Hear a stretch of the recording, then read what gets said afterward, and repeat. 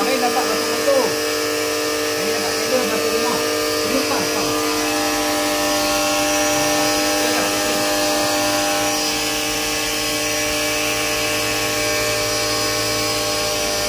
Wi, ayah aku nak buat ni weh. Ha? Lah, terkeluar. Buat. Dah tu okey tak baju? Dah. Dulu.